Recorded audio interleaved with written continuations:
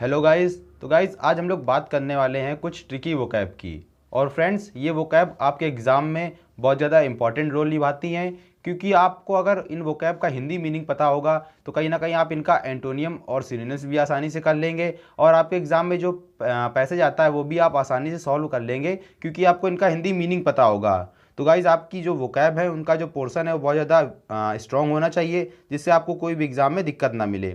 तो आज हम लोग इन वोकैब को ट्रिक से याद करेंगे, जिससे इनका मीनिंग भी याद बना रहे, और जो इनके एंटोनियम और सिनोनिम्स हैं वो हम लोग नेक्स्ट पार्ट में बात कर लेंगे। यहाँ पर मैंने नहीं लिखा है एंटोनियम और सिनोनिम्स, वो मैं नेक्स्ट पार्ट में जो हमारे अदर पार्ट आएंगे उनमें मैं लिख दूंगा नीचे से।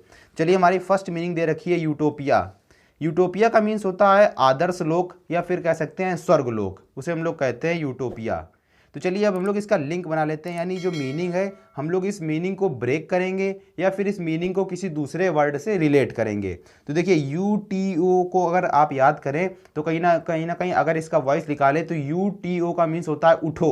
अगर आप इसका हिंदी मीनिंग निकालें उठो यानी उठो, और PIA को याद कर सकते हैं पिया से, यानी हमारी ट्रिक क्या बन गई, उठोपिया यानी यूटोपिया। तो हम लोगों ने इस मीनिंग को रिलेट कर लिया यूटोपिया को उठोपिया से। अब इसका हम लोग लिंक सेंटेंस बनाएंगे, जिसमें जो मीनिंग है हमारी यूटोपिया, इसका जो मीनिंग है आदर्श लोक या फिर स्वर्ग लोक, वो इस लिंक सेंटेंस में आ जाए और इस मीनिंग का प्रोनाउंसिएशन भी आ जाए। तो देखिए हमारा लिंक सेंटेंस क्या दे रखा है, ऐसी जगह जहाँ पर उठोपिया कहकर उठाया जाता है तो वह स्वर्ग लोक से कम नहीं होती। तो जैसे मान लीजिए आपकी वाइफ है और आपकी वाइफ सुबह सुबह आपके पास आती हैं और कहती हैं उठो पिया, चाय पी लीजिए, तो कहीं ना कहीं वो बिल्कुल स्वर्ग लोक के समान है, आदर्श लोक है। तो गाइस इस प्रकार से हमारी ट्रिक भी बन गई और इसका जो प्रोनाउंसिएशन था वो भी आ गया और जो इसका मीनिंग था वो भी आ गया। यानी ऐसी जगह जहाँ पर उठो पिया कहकर उठाया जाता है तो वह स्वर्ग लोक और आदर्श लोक से कम नहीं है। तो यूटोपिया का मीन्स क्या हो गया, स्वर्ग लोक या आदर्श लोक। चलिए हमारी सेकेंड मीनिंग दे रखी है एक्यूमेन। एक्यूमेन का मतलब होता है चतुर, या फिर कह सकते हैं जो कुशाग्र बुद्धि वाला होता है उसे हम लोग कहते हैं एक्यूमेन। चलिए इस मीनिंग का भी हम लोग रिलेट कर लेते हैं। देखिए ACU, अगर ए को याद कर ले ए मतलब आई, और CU को याद कर ले क्यू से यानी IQ। अब मेन को याद कर लेते हैं, मेन से यानी आदमी वाले मेन से।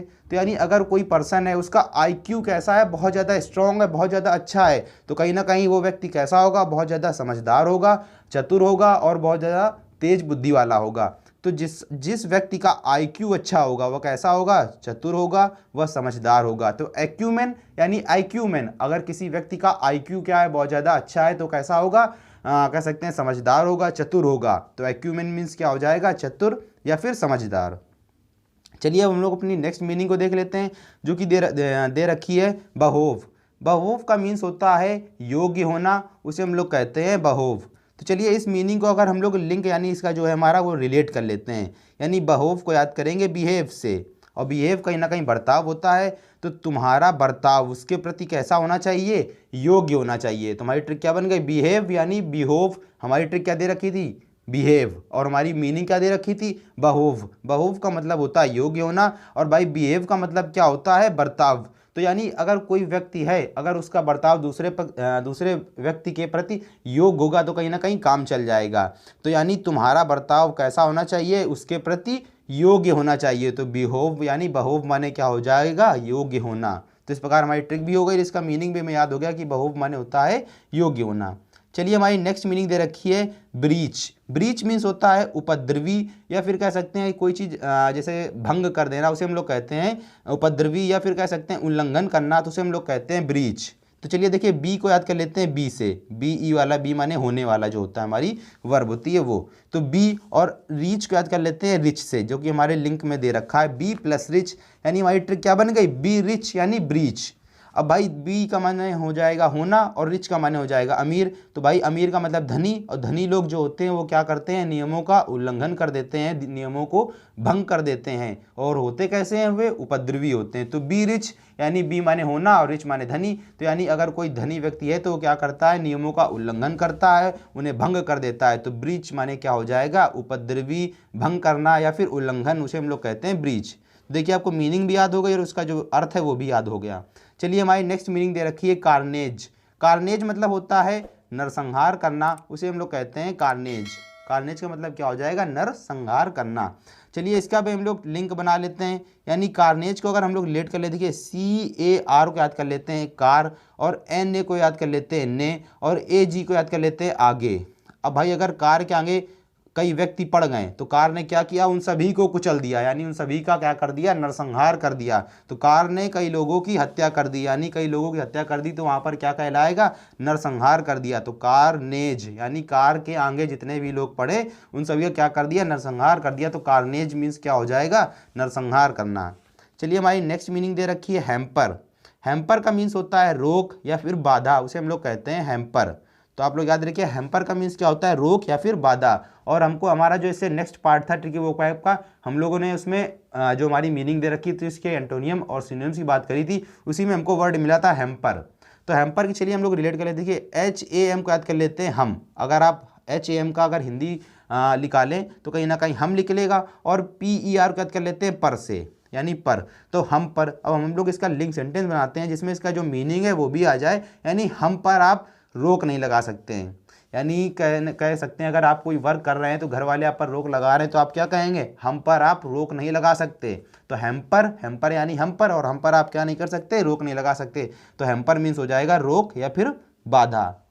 चलिए नेक्स्ट दे रखी है एक्कोलेड। एक्कोलेड का मीन्स होता है पुरस्कार। तो एक्कोलेड का मीन्स क्या हो जाएगा, पुरस्कार। तो चलिए इसका भी लिंक बना लेते हैं। देखिए A और C को याद करेंगे AC से, यानी जो हमारे घर में AC लगी रहती है उन्हें कहते हैं A और C, यानी AC।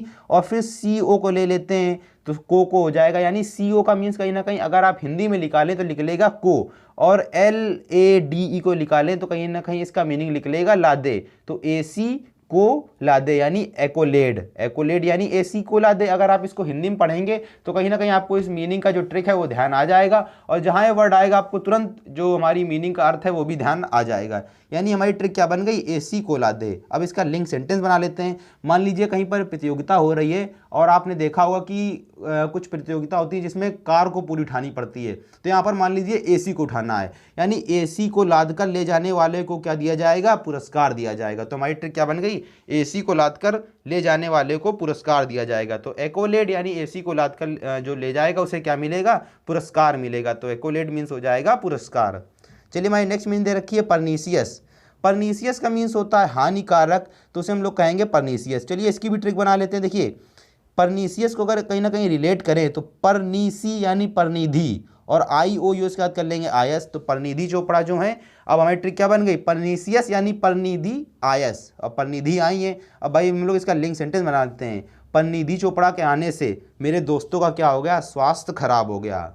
तो भाई हमारे दोस्तों क्या हो गया, स्वास्थ्य खराब हो गया, क्योंकि परनिधि चोपड़ा है वो बहुत ज़्यादा इंग्लिश बोलती हैं टॉप की, और हमारे जो दोस्त हैं कहीं ना कहीं वो गांव के, तो भाई उनका हाल ख़राब हो गया, उनकी हानि मतलब उनका जो स्वास्थ्य था वो ख़राब हो गया, क्योंकि वो बहुत ज़्यादा इंग्लिश बोल रही थी और हम लोग कहीं ना कहीं हिंदी बोल रहे थे। तो इस प्रकार हमारी ट्रिक क्या बन गई, परनीसियस यानी परनिधि चोपड़ा के आने से मेरे दोस्तों का स्वास्थ्य क्या होगा, खराब हो गया, यानी वो कैसी सिद्ध हुई, हानिकारक सिद्ध हुई। तो इस प्रकार हमारी ट्रिक क्या बन गई, परनीसियस यानी परनिधि के आने से क्या हो गया, हमारे दोस्तों का स्वास्थ्य जो है वो खराब हो गया, यानी वो हानिकारक सिद्ध हुई। तो परनीसियस मीन्स हो जाएगा जो चीज़ हानिकारक होती है। तो परनीसियस का मीन्स क्या होगा, हानिकारक। चलिए हमारी नेक्स्ट मीनिंग जो 9 नंबर पर दे रखी है रैथ। रैथ का मीन्स होता है गुस्सा या फिर कह सकते हैं क्रोध, उसे हम लोग कहते हैं रैथ। चलिए इसका रैथ को अगर रिलेट कर लें तो रैथ को अगर रिलेट करें तो क्या निकल रहा है, रथ। हमारी ट्रिक क्या बन गई, रैथ यानी रथ, WRATH यानी रथ। अब इसका लिंक सेंटेंस बना लेते हैं।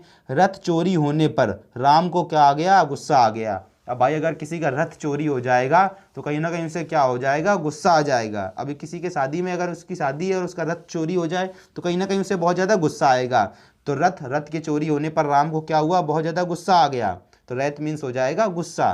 तो आपको जहाँ ये मीनिंग आएंगी तुरंत आपको ये मीनिंग ध्यान आ जाएंगी, बस आप इनका रिवाइज कर लीजिएगा एक बार और एक नोट बना लीजिए। हमारी नेक्स्ट मीनिंग दे रखी पॉम्प। पॉम्प का मीन्स होता है खुशी या फिर कह सकते हैं जो ठाट बाट होता है उसे हम लोग कहते हैं पॉम्प। तो पॉम्प का मीन्स क्या हो जाएगा, ठाट बाट या फिर खुशी।